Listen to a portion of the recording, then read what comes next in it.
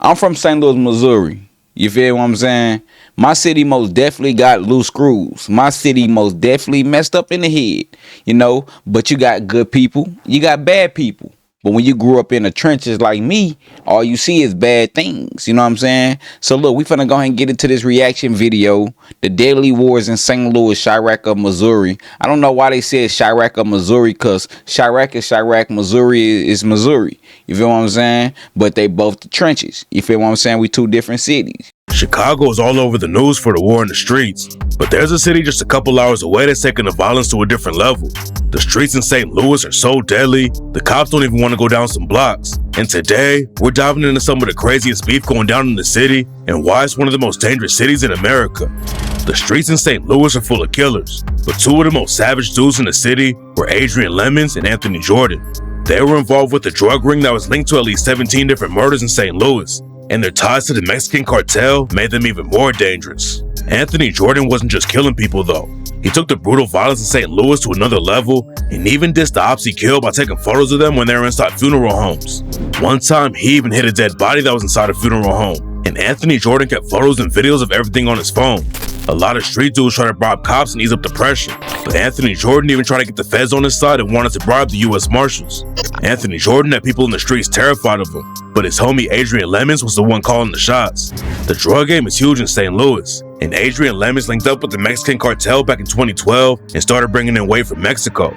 Adrian Lemons and Anthony Jordan became two of the biggest dealers in the city, and when the feds finally busted them, they found over 60 kilos of cocaine and 1.3 mil in cash. Damn. It took the feds years before they could catch Adrian Lemons and Anthony Jordan though, and while Anthony Jordan was free, he pulled the trigger on at least 9 people and left them dead in the street. The first shooting that the cops pinned on Anthony Jordan was a brutal triple murder that went down in 2008. On April 20th, 2008, the cops responded to a shooting in North St. Louis and found a whip with bullet holes all over it. The car was still running when the cops pulled up, and they found the dead bodies of Al Walters, Lenny Jackson, and Keith Burks inside it. Anthony Jordan allegedly thought that Al Walters was working with the cops, so he slid on him around 2 in the morning and killed him. Al Walters was the one that Anthony Jordan wanted to take out, and Lenny Jackson and Keith Burks were just in the wrong whip at the wrong time. Then in 2010, Anthony Jordan caught 2 more bodies when he killed Marquise Jones and Kiara Johnson. Marquise Jones and Kiara Johnson were riding around the city together and spotted some friends. Marquise and Kiara slowed down and waved at their homies, and that's when Anthony Jordan upped his strap and killed both of them. Anthony Jordan had been following Marquise Jones because he thought Marquise was giving info to the cops, and a couple seconds after Marquise stopped his whip to talk to his homies, Anthony Jordan rolled up next to his car and lit it up with an AK-47. There were more shooters in the crew, but Anthony Jordan was the one who was really tearing up the streets in St. Louis. In 2013, Anthony Jordan spotted a dude named Anthony Clark sitting in a whip on the side of the road. Anthony Jordan used his car to block Anthony Clark from leaving. Then he dumped a bunch of rounds into Anthony Clark's whip and killed him in broad daylight. Adrian Lemons was a dude calling the shots in the crew and didn't slide as much as Anthony Jordan. But a couple months after Anthony Jordan killed Anthony Clark, Adrian Lemons and Anthony Jordan slid on a dude named Byron Ertz and killed him. Anthony Jordan had already killed 2 people in the same year, but he was about to up the score again and take out 2 more. Just a few weeks after he killed Byron Ertz, Anthony Jordan slid on an op named Robert Parker and started shooting. Anthony Jordan killed Robert Parker, but then an innocent woman named Clara Walker got caught up in the situation. Anthony Jordan was shooting Robert Parker on the street right outside of Clara Walker's crib. Clara Walker was inside watching TV with her kids, but she went to the window when she heard shots going off, and one of the bullets that was supposed to hit Robert Parker missed him and killed Clara Walker instead. Damn. The cops still couldn't catch Anthony Jordan, even though he had already killed 8 people. And a few weeks after he murdered Robert Parker and Clara Walker, Anthony kept up his brutal killing spree and murdered a dude named Mikhail Yellow Mac Gridiron. Adrian Lemons and Anthony Jordan both ended up getting booked by the feds, but they weren't even the most violent crew in the city. But before we get to the crazy murders going down right now, you gotta understand why St. Louis was the murder capital of America. Back in the day, St. Louis was one of the most important cities in America. There was a lot of money coming in and out of the city, and that's why the mafia got involved. The mafia came to St. Louis all the way back in the 1890s and started leaving bodies in the streets. The violence calmed down for a few years, but then all the Italian gangs started killing again during Prohibition. A dude named Alphonse Palazzola was one of the biggest mafia bosses in St. Louis, but the ops still murdered him. A dude named Vito Gianola allegedly put a bag on Alphonse Palazzola's head, and a few months after Palazzola got killed, his homie slid on Vito Gianola and shot him 37 times. St. Louis had a lot of problems with the mob, and it also had one of the most violent bank robberies in history. Fred Bowerman was a bank robber who ended up on the FBI's top 10 most wanted list in 1953. Bowerman robbed banks all over the country, but in April 1953, he ended up in St. Louis and didn't make it out alive. Bowerman and 3 other dudes walked into a bank on the south side of the city and tried to hold it up. At first, everything was smooth, and the crew was about to get away with $140K in cash. But what they didn't know is that one of the bank tellers had tripped a silent alarm. When Bowerman and his crew were about to leave, over 100 cops surrounded the bank. Bowerman and his homies started shooting at the cops and hit one in the head. Then Bowerman took a hostage and held a shotgun against her while he walked out of the bank. Bowerman shoved his hostage away though, and that's when the cops started shooting back and killed him.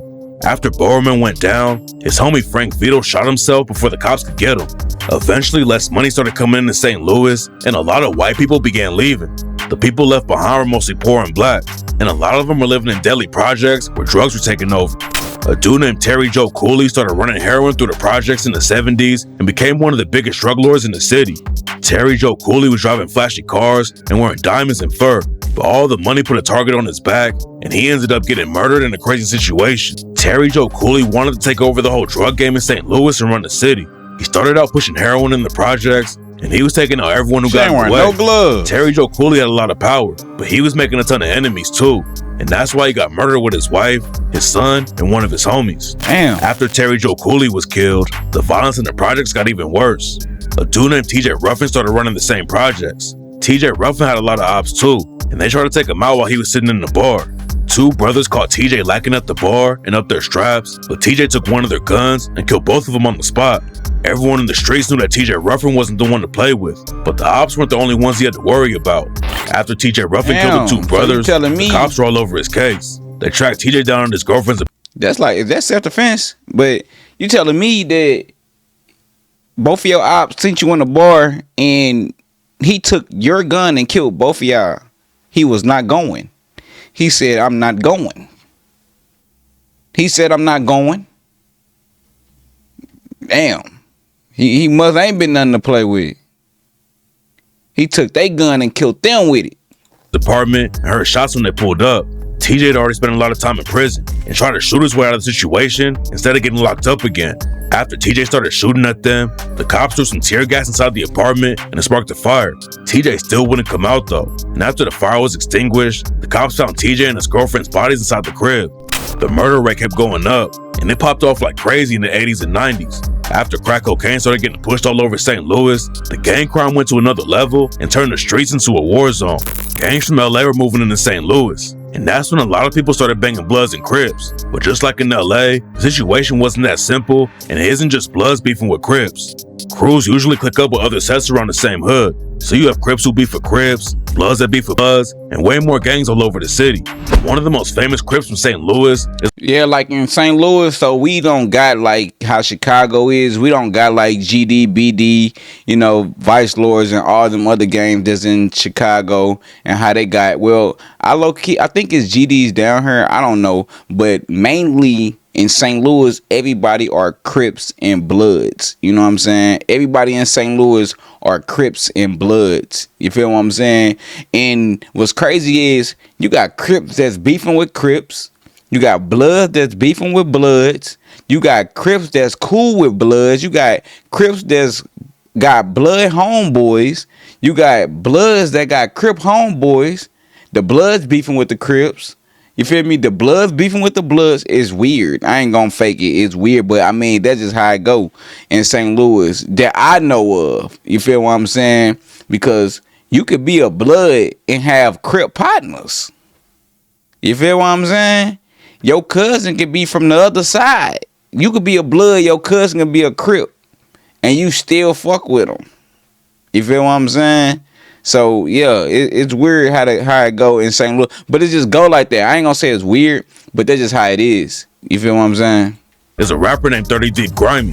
Grimy's whole family came from the trenches, and even his grandma repped the Crips.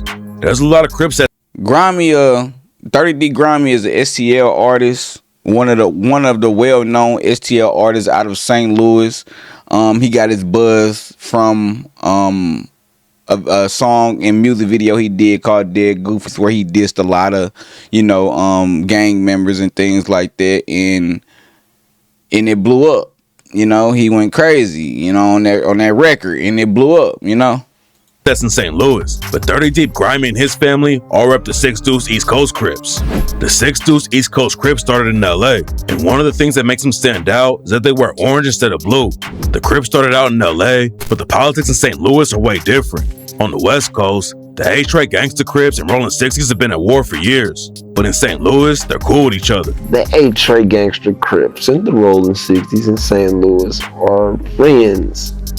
Really? They are down there at the same game. 30 Deep, Grimy popped off and became the face of drill rap in St. Louis, and it's even more brutal than the drill scene in Chicago. But the reason the music is so crazy is because of how deadly the streets are. 30 Deep, Grimy saw his first murder when he was just 8 years old, and his little brother got killed while 30 Deep, Grimy was locked up on a gun charge. Eventually, 30 Deep, Grimy decided to hop in the booth, and then he dropped one of the most disrespectful tracks in the game.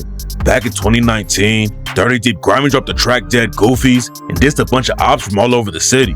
Grimy even dissed his own cousin who reps an op block and rapped, "Free Lil DJ from your section, cause you know you a bitch. Smoking on D, clutching my XD while I cruise through the strip." 30 Deep, Grimy told Genius he still has love for his cousin though, and said that he put in a lot of work for his side. And my little cousin, he from the op side. I love my little cousins though. Like my little cousin, he been locked up most of his life.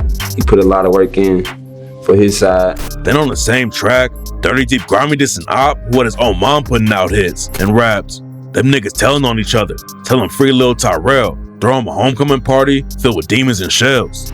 Grimy was talking about a dude named Lil Tyrell who got booked for a murder back in 2013. 2 teenagers named Noah Barnes and James Moore were supposed to testify against Lil Tyrell. Then both of them ended up dead before the trial started. There were 4 other dudes wrapped up in the murder case too, but all of them walked free because the detective who was going to testify against them ended up dying from brain cancer. Then the situation took another wild turn when the news broke that Lil Tyrell's mom allegedly put the hits out on no. That's crazy though. Brain cancer? Then you walk free? I bet they was like, they got off. They was like, hey. Barnes and James Moore. 30 Deep, Grimy was putting St. Louis drill on the map, but then he got booked on a gun charge, and the judge handed down a 7.5-year sentence right when 30 Deep, Grimy was really starting to pop off. 30 Deep, Grimy got so down with the gun charge, but this next rapper almost got locked up for life after he shot an op in the head. CTS Lil Wick is a white rapper from St. Louis who's been trying to make it in the rap game for a while. But what really got his name popping was when he got into a shootout in the middle of the street. Back in 2022, Lil Wick and his homies were riding mini bikes around the city when they were spotted by a dude named Joseph Shaw. Joseph Shaw was going the other way down the street, but then he hit a U-turn in his Jeep and pulled up next to Lil Wick. It's not clear what sparked the issue, but Joseph Shaw, the homie who was riding with him, up their strap and started shooting at Lil Wick and his homies. Lil Wick was ready for the smoke though, and he killed Joseph Shaw with a headshot. Lil Wick drove off and did the race for a couple months, but then the cops tracked him down and booked him on a murder charge. Lil Wick's name was all over the news and got more eyes on his music, but the prosecutors tried to use his lyrics against him in court. They tried to make Lil Wick look bad during the trial, but the prosecutors didn't really have a case. The cops found the gun that had been fired in Joseph Shaw's whip, and when they did the autopsy on him, they found that Joseph Shaw was tweaking on meth when he got killed. Lil Wick was facing life in prison, but he beat the case and got even more momentum in the rap game. His first day out track racked up over 1 million views, and Lil Wick started getting booked on big shows like No Jumper. A lot of people don't know how crazy St. Louis really is. Man, Lil Wick a cool aired all dude. out when he went on No Jumper. He said Glock switches are all over the city, and you can get one for like $150. There's a lot of kids running around with guns in St. Louis, and Lil Wick said he got booked for his first shooting when he was 13. According to Lil Wick, an older dude in the hood started flashing his gun at him, so Lil Wick pulled out his own gun and shot the dude. CTS Lil Wick got a lot of clout in the rap game for killing the dude and beating the case, but most rappers in St. Louis end up dead or in jail before anyone outside the city even hears about them. Swag Huncho was a rapper who had a crew called 3 Problems with his homies Lil Tay and Rello. Swag Huncho wasn't just making music though, and a lot of sources claim he had at least 5 bodies. According to rumors, Swag Huncho backdoored a few of his own homies though, and that's why he ended up getting killed. Swag Huncho allegedly set up 3 of his homies just in 2015, and people around him knew he couldn't be trusted. So according to rumors, Swag Huncho's homie Blenda Boo took him out. Swag Huncho had allegedly backdoored another dude from Blenda Gang named Gino, so Blenda Gang clapped back and took Swag Huncho out. A lot of people think Blendable was involved with Swag Huncho getting killed, and Blendable ended up getting murdered not too long after Swag Huncho died. There's a few famous rappers who made it out of St. Louis, like Sexy Red and Nelly, but everyone in St. Louis knows about Jizzle Bucks and Lil Half for something way crazier than their music. Jizzle Bucks and Lil Half both came up on the south side of the city and started hustling when they were just kids. They were always rapping too though, and both of them hopped in the booth as teenagers. Jizzle Bucks and Lil Half repped a crew called the 5-5 Boys, and they were known for always giving back to the community. They started getting some buzz in the rap game and were always loyal to St. Louis and wanted to help people out. Jizzle Bucks and Lil Half were known for flexing cash and cars, and they even opened up their own nightclub called Halftime. But what a lot of people didn't know is that they were destroying the city behind the scenes. St. Louis is a crazy problem with fentanyl and people dying from overdoses. Heroin and pills get laced with fentanyl, and it's so strong that it kills a lot of people before they can get help after starting to overdose. Jizzle Bucks and Lil Half made it look like they cared about the city, but at the same time, they were pushing huge shipments of fentanyl into the city and leaving all kinds of people dead from overdoses. Jizzle Bucks was popping off in the rap game too though, and in 2019, he linked up with King Von for the track What's Next. Jizzle Bucks and King Von both flexed about beating murder cases, and Jizzle Bucks raps, "Beat a murder charge, nigga what's next? I'll just call him prepaid and collect. Now I'm home, nigga, you should know the rest." And on the same track, Jizzle Bucks bragged about pushing fentanyl and raps, 3 spots, 20 daily on that crazy south. That brick of Fen, 90 bucks. It came with a vouch. Shooters in my living room, won't make it past the couch. Fez was in the living room, ripping up the house. Linking up with King Von was a big win, but Jizzle Bucks and Lil Half also started getting into some drama in the rap game. And at one point, they allegedly put hands on 30 Deep Grimy when they ran into each other. The 5-5 Boys kept popping off and linked up with Lil Baby, but there was some drama behind the scenes and they tried to press Lil Baby when he showed up a couple hours late to a video shoot. The 5-5 Boys were moving like they were untouchable, but in 2024, it all came crashing down for them. The feds started investigating Jizzle Bucks, Lil Half, and the rest of the crew. And in 2024, 15 alleged 5-5 Boys affiliates were sentenced on drug and gun charges. When the cops raided the 5-5 Boys stash spots, they found over 20 guns, 120K in cash, and thousands of fentanyl pills. Jizzle Bucks got hit with 12 years, Lil Half went down for 11, and the rest of the crew are all going to be off the streets for years. The 5-5 Boys were one of the most powerful crews in the city because they had ties to other sets like the Young Project Goons, Team Knockout, The Strip, Pressure Gang, and more. But they weren't the only ones pushing fentanyl in St. Louis. Around the same time that the 5-5 Boys were getting taken down, the cops also booked a major dealer named Freeman Whitfield on a murder charge. Whitfield was running fentanyl, cocaine, and heroin through St. Louis, and he was working with another dude named Guy Goolsby. Guy Goolsby was the plug, and Freeman Whitfield was the muscle. They were moving tons of weight in St. Louis, and Freeman Whitfield decided to take out one of their own dealers. A dude named Antonio Boyd was one of the dealers who worked for Guy Goolsby and Freeman Whitfield, and back in 2018, he got booked on drug charges. Freeman Whitfield was worried that the cops were going to flip Antonio Boyd so they could take down the whole operation. So in December 2019, Freeman Whitfield slid on Antonio Boyd and shot him to death. The feds were already watching Freeman Whitfield and Guy Goolsby, but murdering Antonio Boyd was what sparked the whole downfall. In 2020, the DEA planted an undercover fed who bought fentanyl from Freeman Whitfield. Then they raided the crew's stash houses and found 1.5 million in cash, 25 kilos of cocaine, 3 kilos of fentanyl, 10 kilos of heroin, and enough guns to start a war. After the investigation was over, Guy Goolsby got hit with 150 months in prison and will probably come home in a few years. But Freeman Whitfield had the murder charge and got sentenced to life plus 10 years. The drug game brought all kinds of violence to St. Louis, but another thing that made the streets turn up was when Michael Brown was murdered by the police back in 2014.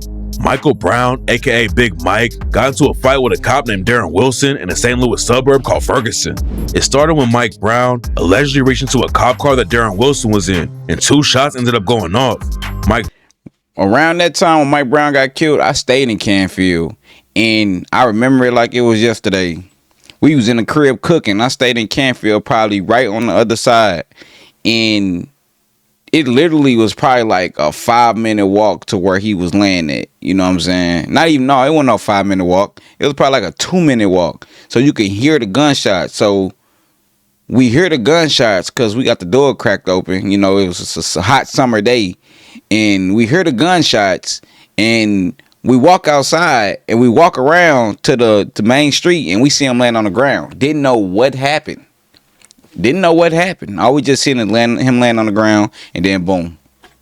Mike Brown and his homie ran off. Then Darren Wilson chased Mike Brown and ended up killing him.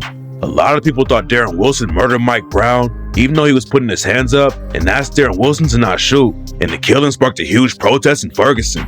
People were rioting in the streets like crazy because they thought the cops killed Mike. Man, when I tell you, for the past 3 days that I remember after that, I'm talking about from that night to 3 days later, the streets of Ferguson was going crazy over this Mike Brown situation. I'm talking about Canfield and West Florissant. It was so many people out there. From Canfield to West Florissant and Chambers. Man, it was so many people. It was a Quitcher right there. That's gone. Everybody looted that. Set that on fire. They had the drones in the sky. They were throwing smoke, shooting rubber bullets, bro. It was like, man, you literally couldn't even go outside unless you had a shirt over your face. You couldn't go outside unless you had a shirt over your face, because the gas from the stuff that they was throwing, it get in your body, your throat, your chest, like it come under your doors at the crib. And Canfield, oh my God. Everybody just, it was crazy. I'm talking about it had to be over 50,000 people out there. That's how it looked. Like, they couldn't even control the situation for a couple days. Like, crazy work. Like, around that time was crazy work. Mike Brown for no reason. So St. Louis had to send almost all their police to Ferguson so they could try and control the situation. But while the cops were all in Ferguson dealing with the protests and riots, the rest of the city turned up even more. Dirty Deep Grimy said, you can go start on your ops on the west side, downtown, or wherever else, because all the cops were in Ferguson and couldn't respond to any shootings in the rest of the city. Anything in the city, because everybody was in Ferguson County at the time, fucking it up. So you can go downtown and kill your enemy. Yeah. Kill your enemy on the west side. Not pull up. Police ain't coming because all the fucking police is in Ferguson. It was so many people in Ferguson, they had to call the South Side, County, everybody to come resolve the situation because it was just so many people. So they gave ops opportunities to go slide on their ops, and the cops, if you can't even call the cops. If you go slide on your ops over here and they all in Ferguson and you on the south side going to go slide, you can't call the cops. Around that time, you couldn't call them because they too busy trying to resolve this situation that's happening in Ferguson. You know what I'm saying? So that gave gangs and, people that was into it with each other the opportunity to actually kill each other and get away with it. Not get away with it, but actually kill each other without, the law enforcement being involved, because the cops were too busy trying to resolve the problem in Ferguson around that time. Everything in the city right now, or kill anybody you want to kill. Everybody was in Ferguson at the time. A lot of cities have problems with gang violence, but St. Louis also has a wild issue with gangs from Bosnia, and it led to one of the most brutal murders in the city. Bosnia is a tiny country in Europe, and most people have no idea that it has ties to St. Louis. Back in the 90s, Bosnia was involved in a crazy war, and a lot of Bosnians left the country so they wouldn't get killed. The Bosnians started coming to St. Louis because it was easy to find jobs and the rent was cheap. And now St. Louis has the largest number of Bosnians outside of Europe. Most of them are just trying to survive, but some of the Bosnians got active in the trenches too. And in 2014, a Bosnian American named Samir Bergic was brutally beaten to death with hammers by 4 teenagers. At first, rumors were flying that Samir Bergic repped a Bosnian gang. And then some people thought it was a hate crime because he was a white Bosnian and the teenagers who killed him were all black and Latino. It was one of the most violent murders in the city. But now we're going to break down the stories from St. Louis that are so brutal that most people don't even want to hear about them. Back in 2016, a woman named Pam Hupp called the cops and said that a dude named Louis Gumpenberger tried to kidnap her and put a knife to her throat. When the cops rode up to Pam's house, they found Louis Gumpenberger dead inside Pam's house, and she told them that she had to shoot Louis because he came at her like a madman. At first it looked like a simple self-defense case, but then a week after it went down, Pam Hupp got hit with the murder charge. When the cops came to pick her up, Pam asked to use the bathroom before they put her in cuffs. The cops let her go to the bathroom, and that's when Pam tried to slice her own neck and wrist open with a ballpoint pen. It turned out Pam wasn't some innocent woman who got attacked. She was actually a brutal murderer who had already killed her mom and best friend. Pam stabbed her best friend 55 times and then blames it on her friend's husband. Damn. And she also pushed her own mom off of a balcony so she can get insurance money. Pam Hubb's case was wild, but this next dude might have killed over 20 women. Maury Travis came up in St. Louis and was living in Ferguson when the cops arrested him for killing Alicia Greenwade and Betty James. When the cops raided his crib, they also found a tape that showed Maury Travis torturing and murdering one of the women. But that was only the beginning of the story. It turned out that Maury Travis was a serial killer who had been picking up prostitutes and murdering them. The body started turning up in 2001, and the St. Louis Post-Dispatch wrote a story about one of the victims. After the story came out, Maury Travis sent them a letter and gave a map to where the cops could find another body. In the letter, Maury Travis claimed he had killed 17 women, but some people think his body count was even higher than that. We'll never know how many people he really killed though, because Maury Travis killed himself in jail before his trial could start. St. Louis used to be the murder capital of America, but the violence is actually starting to slow down a little bit. In 2022, the FBI reported that violent crime in the city was lower than it had been in 10 years. But then just 1 year later, the crime rate went up again and is still one of the deadliest cities in the country. Between the gangs, the serial killers, and other random murderers, St. Louis is the kind of place where you can get killed anytime and anywhere. Hey, no cap though. I ain't gonna sit up here and let that video straight do us like that because, man, just like any other city, we get active. They get active. Everybody get active in every city. It's the same thing that's going on in every city.